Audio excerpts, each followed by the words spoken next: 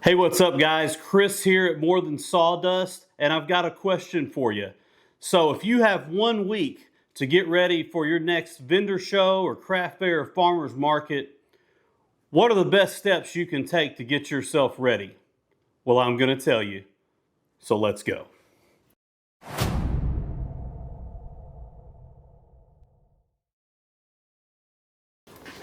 All right, guys, so we are out in the shop today, and I wanted to take a few minutes and answer some questions or really address a request that I've had quite a bit. And that is, what do you do getting ready leading up to a vendor show? What does that look like? What kind of things do you think about and prepare for? And then I've also had requests for some videos at vendor shows or at the farmers markets and crafts fairs, and we're going to be addressing those in some other videos here in the near future. But for now, I wanted to spend a few minutes and really go over kind of a mental checklist that's a great thing to do while you're getting prepared for that craft show or that vendor fair. Now, we're going to assume you're a week out, you've been knowing it's coming, and so that's how we're going to address this. Now, here's what I want you to think about. Proper planning prevents poor performance. Say that a bunch of times fast. But that's probably a quote you guys have all heard at some point in time. My teachers used to say that in school all the time. And really what that means is don't wait till the last minute to get ready. And that's something you surely do not want to do when it comes to a farmer's market or a vendor show, or like I said, a craft fair. Now, we call them vendor shows in our area, so that's what I'm going to refer to them as on this video, so I don't have to repeat all three of those for you guys. But the first thing, the overlying theme is don't wait till the last minute. Don't wait till late the night before. Don't wait till the morning of to start going over things and getting prepared, because that is going to be way too late. Now, these things can apply whether it's your first vendor show coming up or you've done a few of them. I'm going to take it from the aspect that you've done a couple, but you can certainly apply these either way. So the first thing we want to look at is doing an inventory check. Now, that means a few different things. We're going to go through and we want to look at what products are running low in our inventory. Now, again, this is assuming you've done some vendor shows or you have a craft booth somewhere, but you already have product. And so what products that you sell well, that you want to continue to sell, are running low? So that's the first thing to make note of. And that would be something, especially if they're good sellers, you want to make sure that you get addressed leading up to this next vendor show. You don't want to be out of your best-selling stuff. Now, if there are items that haven't done that well or you've been trying to get out of your inventory, maybe you don't worry about it and you leave them alone. But the first thing is look at your products, look at your inventory, and see what the counts are and see what you're low on that you do not need to be low on. The next thing to look at is, while you're addressing your inventory and assessing it, what things sold well at the last vendor show, or what things have been selling well for a period of time. Now, this one's kind of tricky because it can depend on a lot of different things. What kind of show are you at? Let me give you some examples. When we do shows in the early summertime, there's some holidays coming up like 4th of July and things where people like to buy patriotic crafts, things with flags, things that kind of fit in that theme. And so we may prep some of those type of items where I wouldn't necessarily have those maybe during the fall leading into Christmas time. In those cases, we'd be looking at things that sell well during that time of the year. Christmas gifts items for us, it's cutting boards, charcuterie boards, some Christmas decor type stuff. So that's a little bit tricky, what's been selling well. Give you another example. We've got a hunting and fishing show coming up we're going to be doing in the fall. We're prepping a lot of things that are fit in that theme. Things I make, things I build are going to kind of relate to the hunting and fishing, aspect of the builds. Some of the signs I make, some of the laser engravings, they're going to have deer, they're going to have elk, they're going to have turkeys, they're going to have things that you hunt, because that's where we're going. So you've got to kind of think about the fairs you're at, what's sold well for you, but you also want to cater to the time of the year or the fair you're going to. So another thing to think about, what do I need to focus on this upcoming week? Again, we're thinking we got a week left before the show, right? And you're just double checking everything. So what do I need to focus on and what do I need to prioritize? Well, number one, let's prioritize those best sellers if we're running low on them. And then number two, maybe we take some good sellers and we make some different varieties of those and see if we can increase the sales on those type of items. I'll give you another example. So one of the things that I'm shifting to, especially as we get into the end of summer and we start heading into the fall, is heirloom kitchen type items. So those cutting boards, not the ones you buy off Amazon that you just laser engrave on, but the big nice guys, the 2-inch thick things that people just love, especially coming Christmas time for gifts and things like that. So all those heirloom type kitchen items are what I'm going to be focusing on for the fall. And so as I clear out my inventory for summer, which is what I'm working on now, we're going to start focusing on those type of things. But when you get into that final week or so, you really want to make sure that you've got in stock and you've got in your inventory the things that you're wanting to really put out there as part of your booth or your tables. Something else we want to think about in terms of inventory is pricing. Now, people have got different opinions on this, but one thing we always like to do is try to have 3 different tiers of price points. So I mean something, for example, and I'm just going to pick some things off the top of my head. We may have keychains that we use the laser engraver we make. Sell those for $3 or $4. You make a whole bunch of them. They just sit on one little rack. They don't take up a lot of room. So you may have some small items like that. Our Scrabble tiles that you've seen on the other videos, they're $3 a piece. People pick 4 or 5 of them at a time to spell a name or spell a word or whatnot. And those things add up. But again, they don't take up a lot of room. They're easy to deal with. But it's a low price point that people are just walking by, that they're browsing. They make for good impulse buys. So you got to have some stuff like that, I think, and that's stuff that we've been successful with. Then you need to have something that's a middle tier. Now in our area, because this is different for every area depending on, different places you're at. But for our area, that middle tier is like in the 20 to 30 range. So we have a lot of things, some of our home decor items, like we've got some firecrackers right now that you may see in some pictures I show here in just a little bit, that we did for the 4th of July for this time of the year, the summertime. We sell those for $25. So you have those type of items that are in that 20 to 30 range. And that's probably where a lot of our stuff falls, because that's a good price point where we can still get people to buy and not walk away. The folks that just, like I said, impulse buys. We still can hit those in that $20 to $30 price point. Again, that may be different for everywhere, depending on where you're at.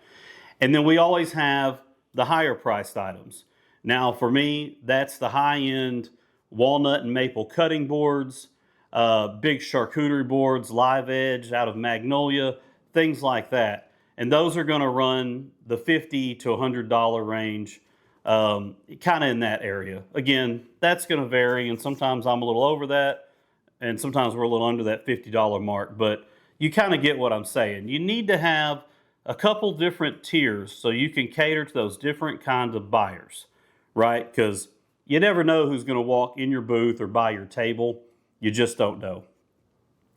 So that's really the first little bit, is kind of prepping your inventory, thinking about your inventory, and, really planning that out and making sure you've got what you want.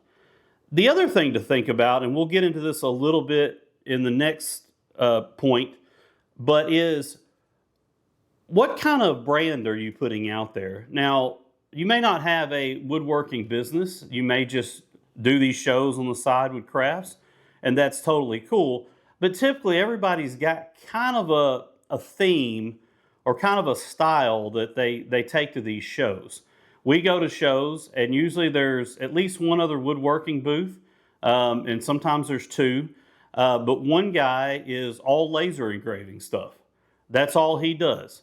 He does big things, small things, but everything is laser engraving. He brings a small laser engraver to the shows with him and can customize there at the shows. That's his thing. That's his niche. There's another one that we go, and he's a guy that makes, he's not at all the shows, but when he is there, he makes wooden toys, kind of like Pawpaw's Workshop type thing. And he makes wooden toys, and that's just what he enjoys doing. And then we typically in the past have been more on the home decor craft side of things, and I'm kind of moving into kind of that heirloom, little finer hardwood type of stuff for the really nice cutting boards and things like that is what the direction we're kind of heading in this fall. So what is the kind of the theme of your booth or the style of your woodworking? And really kind of focus on that as you're picking out your inventory. And that don't mean you can't have a variety. We carry a big variety, and you'll see that in some of the photos I'm going to put on the screen. But kind of just think about that as you're preparing for the season, or if you're planning on doing several of these. That also helps with your cost, keeping your cost in check, because then you're not doing a little bit of this and a little bit of that and a little bit of this and a little bit of that and a little bit of this over here, and you're all over the place, and some of it sells, some of it don't, and you've got a lot of stuff sitting around that you really don't know what to do with. So just awesome little things to think about in regards to your inventory leading up to your vendor show. All right, the second big thing you want to think about leading up to your vendor fair or craft show: your prep of your product and your displays. Now, what do I mean by prep of your product? Well, a lot of people keep their product in their shop.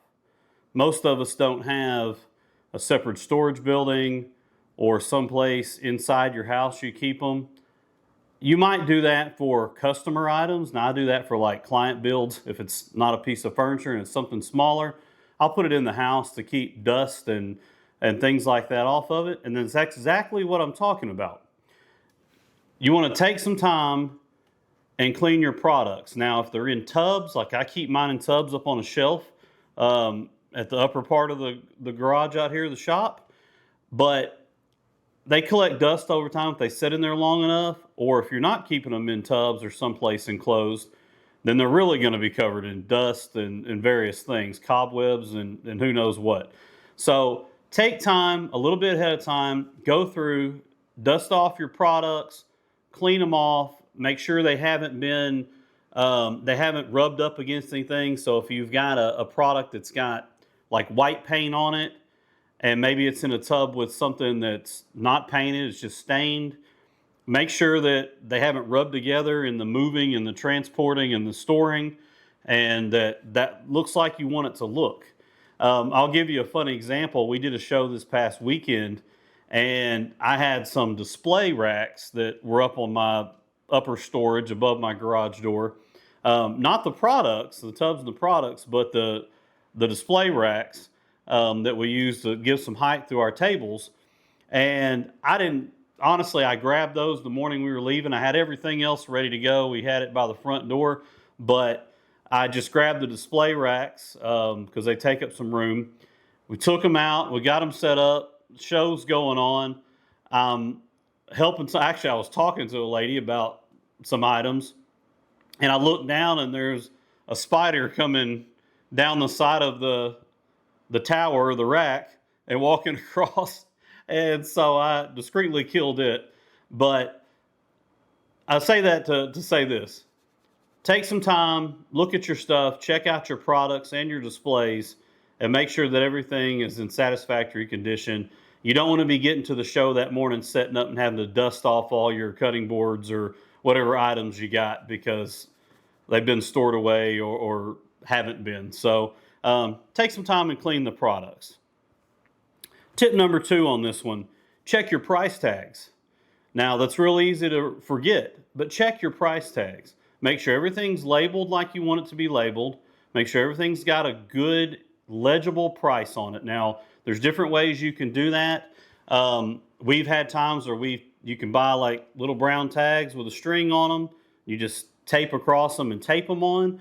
A lot of people get label makers and print their own stickers. We have those as well with the little logo on them for the business and then the price and maybe a brief description even of what it is. There's a lot of different ways you can do that, but price your items and make it look as nice as possible for the situation, and make sure they're legible and make sure the customers can find them.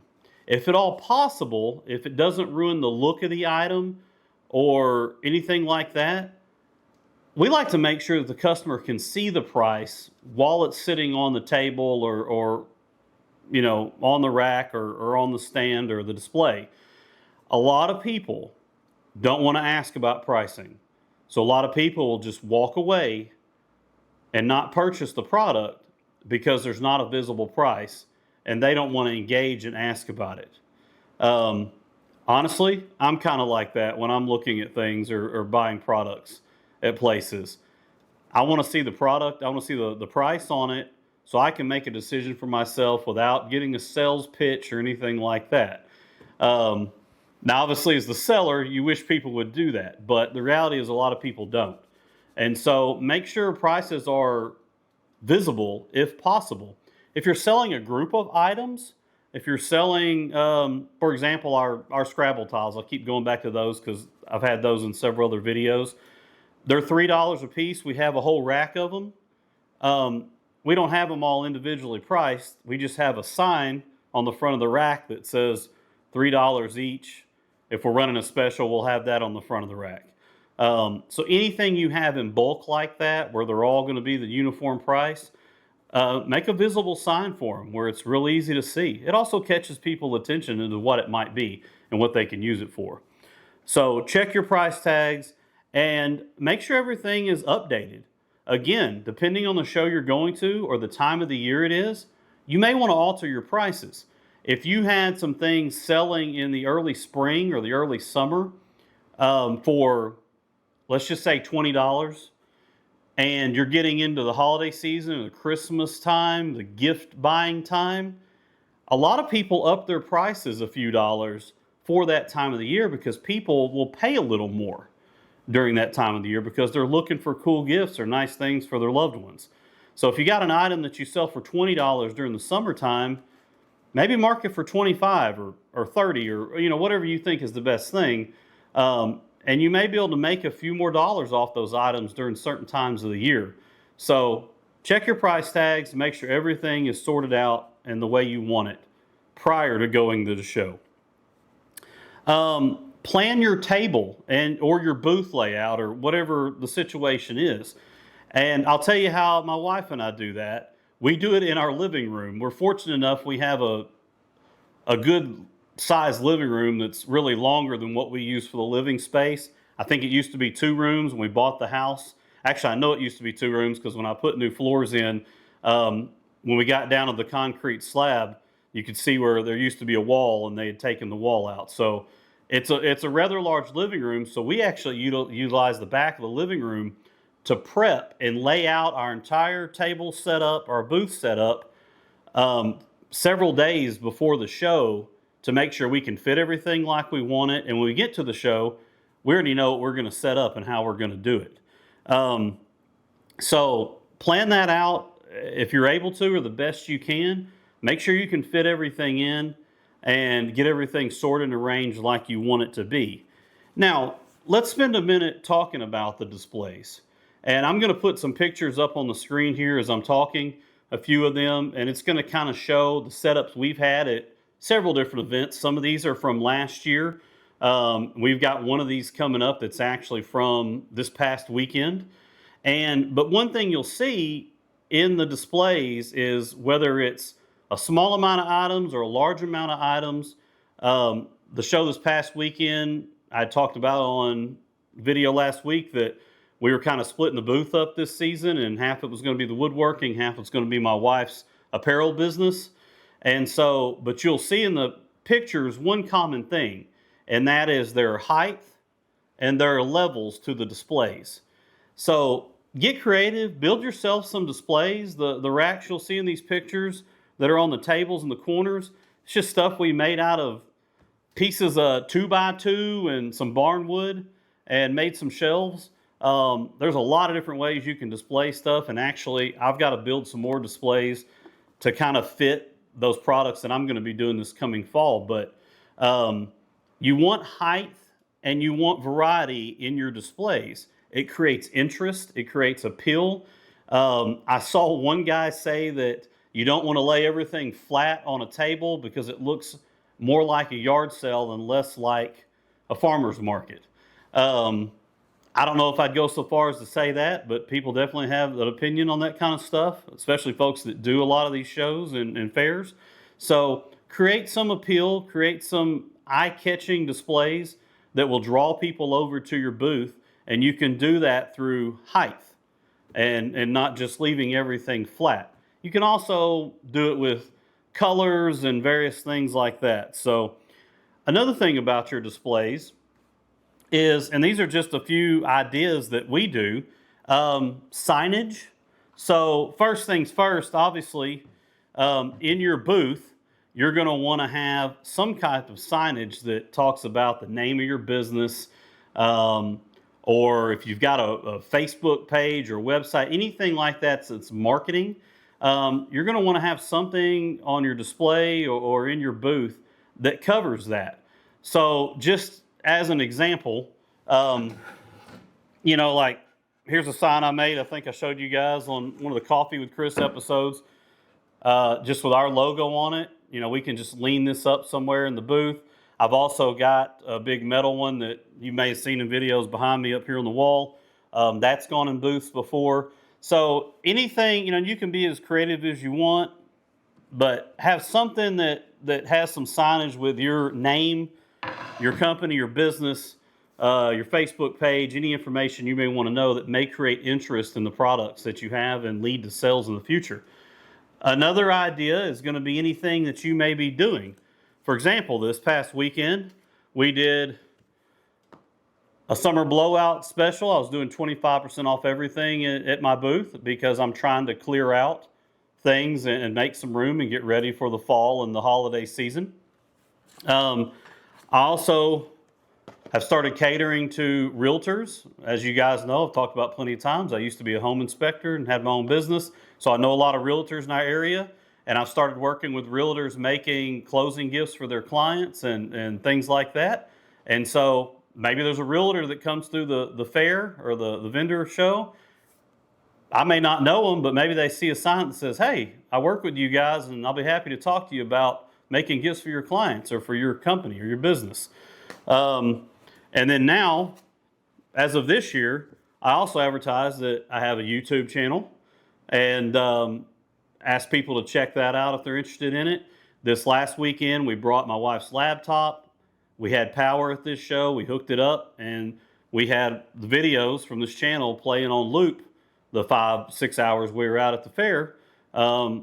Just hopefully piquing some interest in somebody watching the channel and seeing how maybe the product they're looking at on the table was made.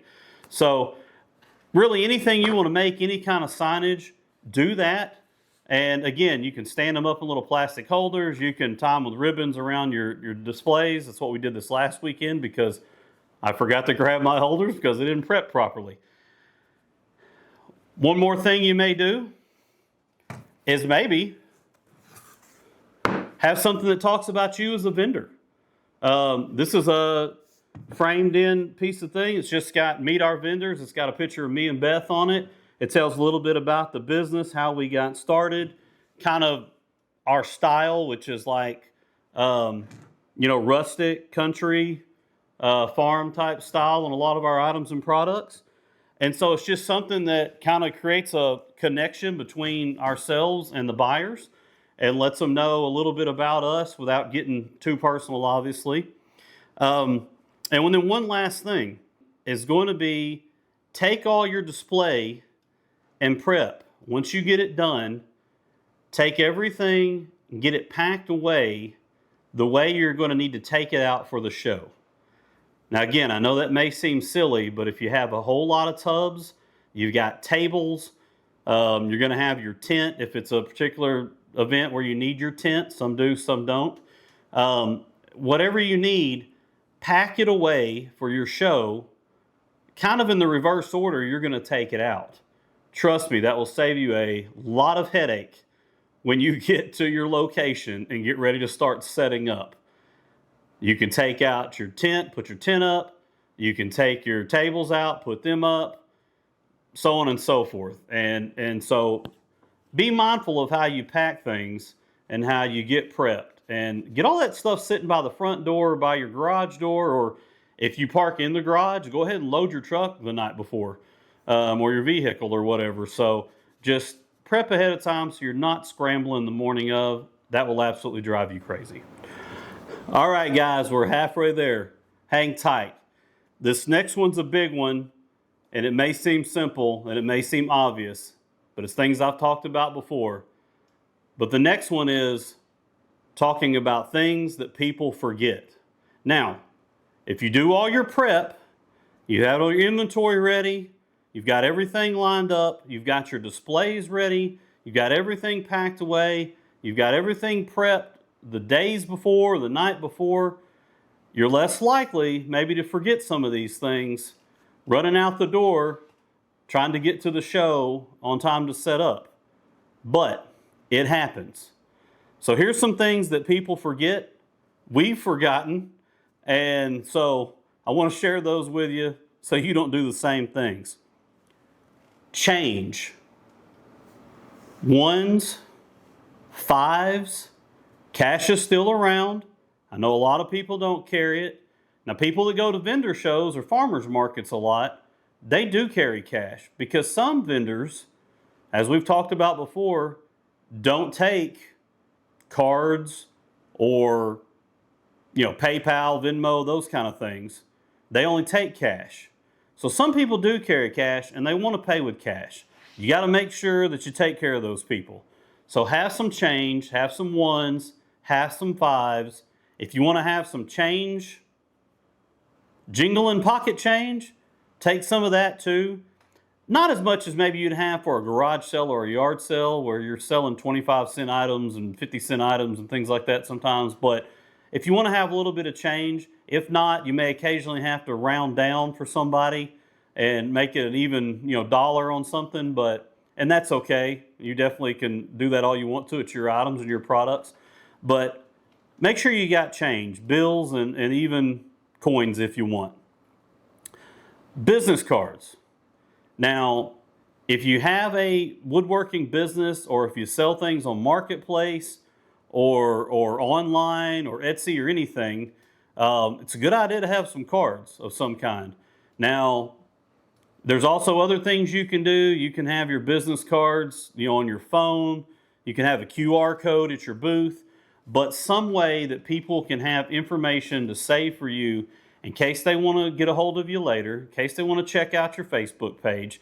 I mean, they're not going to do it standing there at the booth, most likely, though I did have somebody subscribe to our YouTube channel this past weekend while they were standing there talking to me at the booth.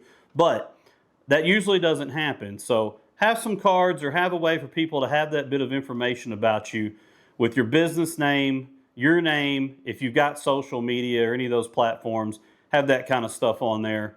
And of course, if you have products that they can order or buy and they seem remotely interested, you can definitely gear them in that direction.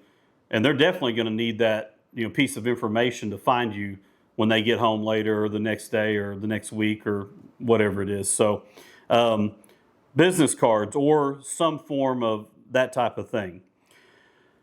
Tablecloths. I know this seems really silly, but the last thing you want to do is get to a fair, set up your tables, and you didn't bring any tablecloths. Because listen, guys, those things get nasty. The fold-out tables, ours have white tops on them. They're scuffed up, scraped up. I used to use them to paint on before I had workbenches back in the day. They've had food spilled on them from family events. I mean, they don't look great. And it don't take long for them to look bad. So even if you buy new ones, you want to keep them looking that way. Have some type of tablecloths. Now, if you want to get fancy, like we have ones that have our logo on the front of them, they stretch out, they go underneath the legs of the table, they hold tight. You can get those if you want. We do a good amount of craft fairs and something we're going to continue to do, so we invested in those. Even those weren't expensive. I mean, you can get them off of Vistaprint or a lot of places somewhere local that'll print them. You can do them yourself if you've got a way to, put vinyl or DTF on something. I think we ordered ours last year at some point before we had capabilities of doing it ourselves. Ordered it off eBay, I think. Somebody was, selling that service. So we got them real cheap. They didn't cost a lot. But you want some type of tablecloths. Like I said, you can buy them at Dollar General or anything, something just to cover your table that's neutral, fits your booth. If you're having a vendor show sometime close to 4th of July, around Christmas time, maybe you spend a few bucks and get a tablecloth that fits into that theme. You can totally do that too, but have something to cover your tables up. It looks good. It hides anything that's going on with the dirty tables, and it keeps them from getting scuffed up going forward. Tent weights. Now, if you're going to a show where you have to have a tent, one of the shows that we do all the time, it's outside. They require you to have a tent no matter the weather. We did one this past weekend where we were actually under pavilion, so we weren't required to have a tent. Some people still did. We didn't take our tent. It was one less thing we had to load up. But if you're taking a tent, make sure you have tent weights. I can't tell you how many times we do shows, it gets windy, and at some point during the show, there are tents flying across the field or across the parking lot where the show's being held because people didn't have their tent strapped down. They didn't have them weighted down. Now, I say weights because a lot of times you do vendor shows and they're just out in a parking lot in a public place or something, and they don't have things in the parking lot that you're going to, stake your tent down to or tie them on tie downs or anything like that. So have weights for your tent because the wind will pick up and catch them, and you do not want, well, one, you don't want your merchandise getting damaged. Two, you don't want to take a chance of that tent hitting somebody walking by. So get some good weights. Now, they make them that strap around the poles. They make them that you fill up with sand or you fill up with water and sit them down there. We have old school bags of sand, and then they have Velcro straps that go around the legs. We've never had our tent move, never had it lift or anything. And so those have worked great. And so get something to keep your tent from flying away on you. That's the last thing you want during a show. And then the next thing, it seems like it may be obvious, but water, something for hydration, especially if it's during the summertime, and then snacks or food of some sort. Now, you're going to say, well, do I really need that? Maybe you don't, because most of the vendor shows you go to, if they're any size, are going to have a food truck or two or three or four or whatever the case may be, or there's people selling things at some booths. Usually they're cookies or snacks or treats, which is totally good. But you want to make sure you have some food available on you in a small cooler or something. And here's why. Now, if you're by yourself, it's super important because the last thing you want to do is get up and go across the parking lot or away from your booth and be waiting at a food truck to order food at some point in time. Now, if it's a show that's 2 hours long, okay, no big deal. Probably don't need anything. But if you're out there from 10 a.m. to 6 p.m., like some of the shows we go to, or from 1 p.m. to 8 p.m. or 9 p.m., you're probably going to need something to eat at some point in time. So if you're by yourself, you definitely need to have food with you that can help get you through, and water and things like that, because you don't want to leave your booth and go off. One thing that can happen, there could be theft. You never know. Hopefully not, but it definitely happens. And the second thing that could happen is somebody may come up and have a question. They may want to custom order something or whatever, and you just flat out lose a sale because you're not there manning your booth. It's a good idea, even if there's two of you. Beth and I usually do the shows together for the most part. And so there's, even if one of us gets up and goes to a food truck or gets a snack for both of us, there's still one of us there. But you don't know when those times are going to come up. It may be a busy show. You may be busy the whole time.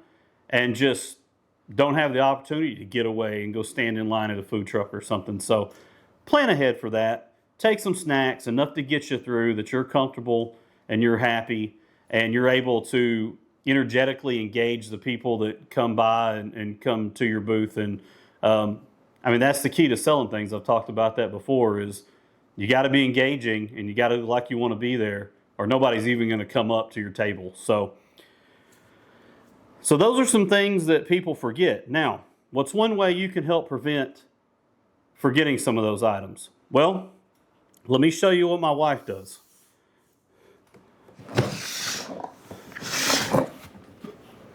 We have a toolbox, and you would not believe how much can fit in this toolbox. And I'm going to tell on myself. When we first started doing this at the front end of 2025, she said, we were at Home Depot or Lowe's somewhere, when I don't remember where we were at, and she said, I need to get a basic toolbox to use for the shows. And I'm like, for what? And she said, well, to keep this in and that in and this in and that in. And I was like, and she goes, I'm going to put this in there and that in there. And she had this whole list of things. And I said, you're never going to be able to fit all that in a toolbox.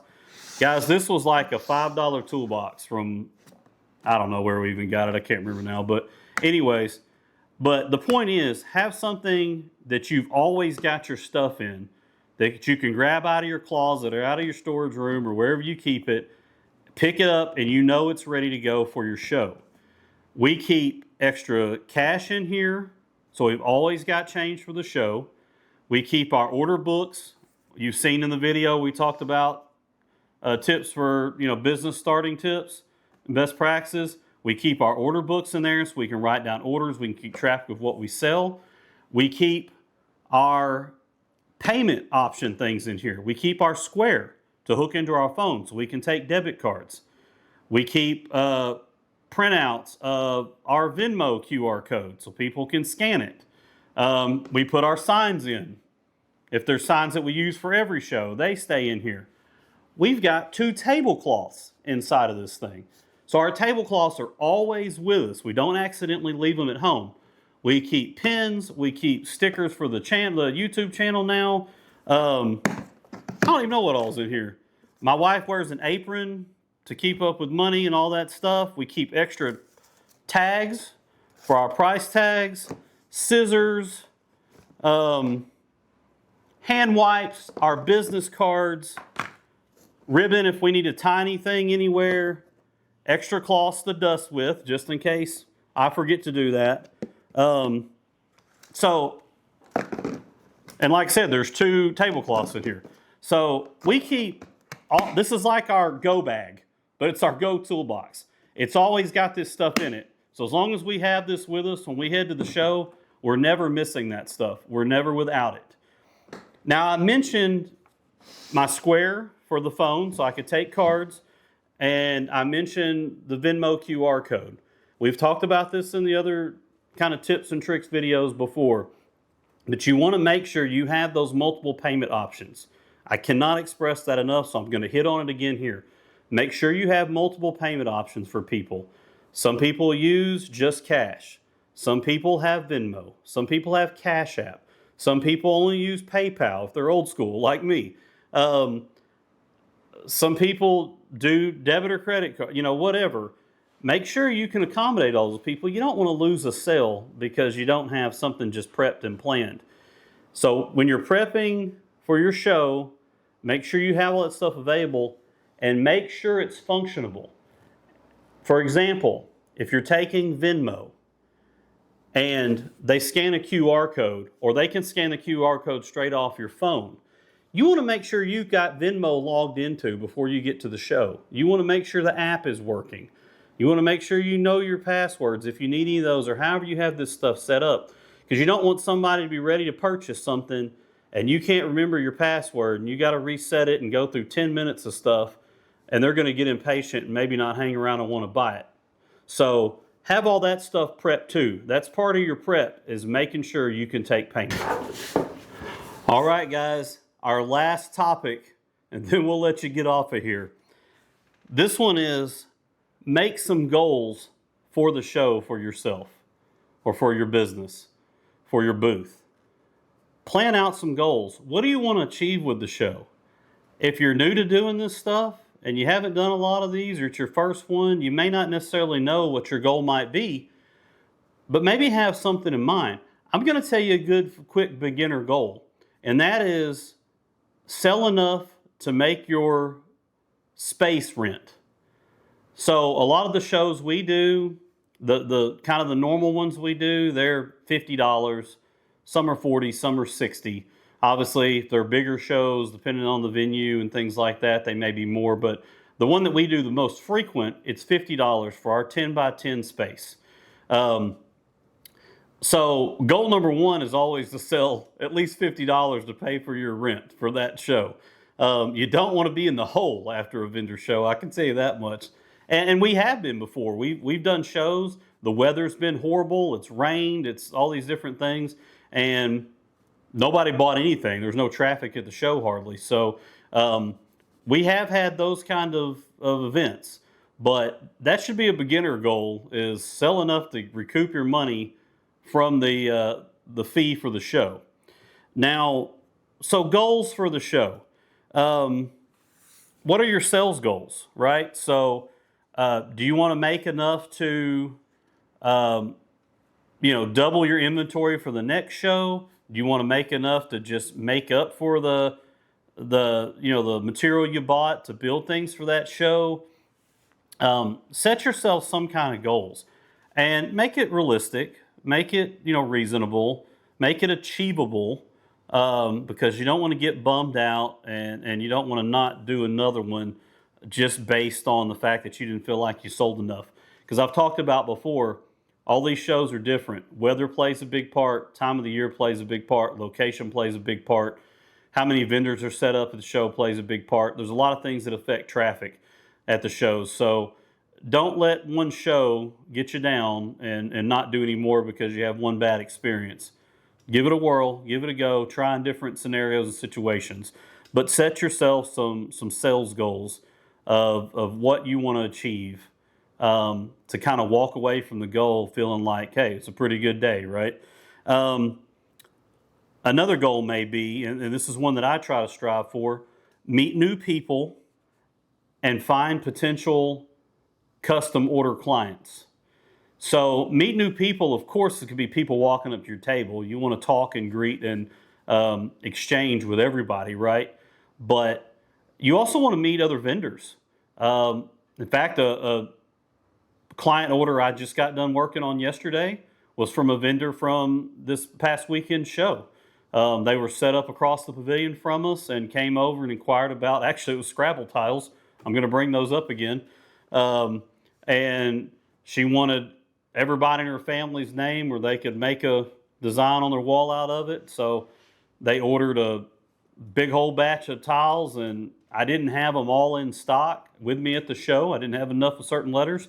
So I just came back and made sure they all matched, made her some new ones, different kinds, but I got a sell out of that. And so go around and meet the other vendors. Like I said, don't leave your booth unmanned, but if there's two of you, one of you take a few minutes and walk around and gander around. If there's other people that have similar things to you, that's okay. Talk to them, see what they got, see if they do a lot of shows. Most people are pretty cool at these shows. All the vendors we come across, even the other woodworking guys, they're all really nice. They'll tell you what does well for them and what hasn't. They're going to do some things you don't, and vice versa. So engage everybody. You never know. It could create sales, could create partnerships, things like that. I'll give you an example. We did a show last year, and we had a guy that makes notebooks. He takes the paper, he does the bindings, and he creates custom notebooks, like artist sketch notebooks. Well, he approached us and wanted to know if we could make pens that could partner with his notebooks. At the time, and I still don't yet, I haven't learned the wood lathe, and so I don't have ability. He wanted turned pens on a lathe. But I assured him that at some point in the future, when I learned how to do that, he gave me his card, I was going to get back with him and see if we could partner together and put my pens and his notebooks and kind of work out something. Or he would buy the pens for me to sell them with his notebooks. So that's just an example. All kinds of things can happen, but get out and meet people and talk to people. Don't just sit behind your table and keep to yourself the whole time. That's not how you grow, and it creates a boring experience too. Have fun with these things. And then you're trying to find potential customers, especially if you do custom items or really anything you sell that can be varied, that somebody may want it a different way. Man, offer that and let people know you offer that, and see if you can get people interested in that stuff. I'll give you an example of that from this past weekend. So I have a flag that I made. You may have seen it on a video. I don't know if I've got it on one of the videos. But it's just an American flag. I did them last year. I had a couple of them left over. And so they're all made out of wood, stripes, stars, so on and so forth. A lot of people do those. There's a lot of YouTube videos about those. But I had one still left. I'm trying to clear out inventory, like I said, at the show this past weekend. And the lady asked me, she said, could you do one of these for my husband? He's a firefighter, and he collects patches. Military patches, first responder, all kinds of patches. And he loves displaying them. And he loves Americana stuff. Could you make me a flag that has shelves, little shelves in it with little lips, so that he could put his patches in front of the wooden flag that you make? Of course I can, no problem. And I said, here's my card. Do you know when you'll want it by? And she said, well, his birthday's in a few months.